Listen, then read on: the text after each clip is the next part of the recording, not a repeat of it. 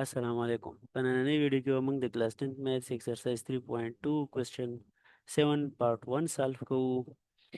د پارت 1 کې کوېسچن ګیون دی، دا سالو کول دي ایکس معلومول دي د دې نه.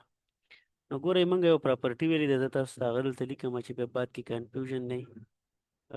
کمپونینډو ډیوایډینډو او ساده الفاظو کې دا خبره کوي، دلته ډینامینیټر دلته که نامریټر وي که نه بره، او لاندې ډینامریټر وي، او دلته کې سیمیلرلی دغسې یو بل نامریټر وي او ډینامینیټر هم خپل وي D1 او N1.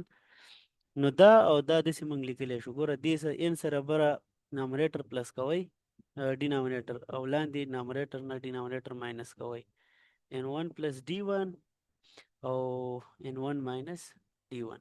نو دې پراپرټي ته موږ کمپونینټو ډیوایډنډ پراپرټي وایو. دلته کې زه لیکم یوزینګ کمپونینټو ډیوایډنډو پراپرټي. نو دا پراپرټي څه وایي؟ ګوره دا بره نامریټر دی او دا ډینامینیټر دی. نو زه به نامریټر سره څه وکړم؟ پلس به کړم، یعنی انډر دی روټ 3x پلس 2 پلس x. اوس دې سره به دا ډینامینیټر پلس کړم، دا یو دا یو پلس دلته دې باندې انډر دی روټ شته، انډر دی روټ 3x پلس 2 او ماینس انډر دی روټ x ډیوایډډ بای. اوس د دې دلته چې کوم نامریټر دی، دا لاین مانه خطا شو، دلته چې کوم نامریټر دی هغې نه به دا ډینامینیټر زه ماینس کړم، یعنې 3x پلس 2 انډر دی روټ پلس انډر دی روټ x، او دې نه به دغه ماینس کړم، یعنې 3x پلس 2 انډر دی روټ ماینس انډر دی روټ x. او سیمیلرلی به زه دلته م وکړم. ګوره 4 سره به 1 پلس کړم، 4 سره به 1 ماینس کړم. ټیک ده که نه؟ نو دلته کې ګورئ کینسلیشن کیږي. څنګه کینسلیشن کیږي؟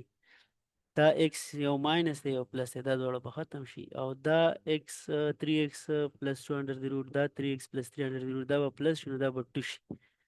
دلته کې به زه ولیکم 2 ټایم انډر دی روټ 3x پلس 2، او د لاندې ډینامینیټر کې ګورئ دا ماینس چې دې ته ملټیپلای شي که نه، دا به ماینس شي او دا به پلس شي. ټیک ده که نه؟ نو دا به ماینس شي، نو دا او دا به کټ شي، ځکه چې دا پلس دی او دا ماینس دی، او پاتې به شي موږ سره صرف اور صرف دا انډر دی روټ x او دا انډر دی روټ x. نو دا به 2 انډر دی روټ 2 ټایم انډر دی روټ x، او دلته کې به موږ سره دې نه راشي 5 ډیوایډډ بای 3. ښه جي، دا 2 به کینسل شي، نو د دې انډر دی روټ به دا داسې راشي، دې ځای کې زه لیکم چې 3x پلس 2 divided by x under the root is equal to 5 divided by 3. نو دا under the root چې ختمه سکویر به اخلي، دلته کې زه لیکم squaring both side.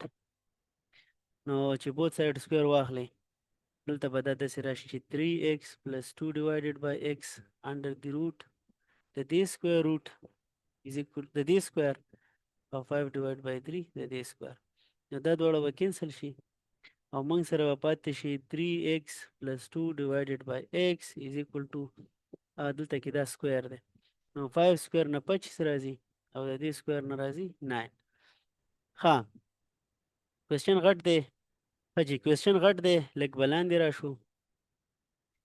نو دلته کې تاسو ګورئ چې کراس ملټیپلای وکړو. څه به وکړو؟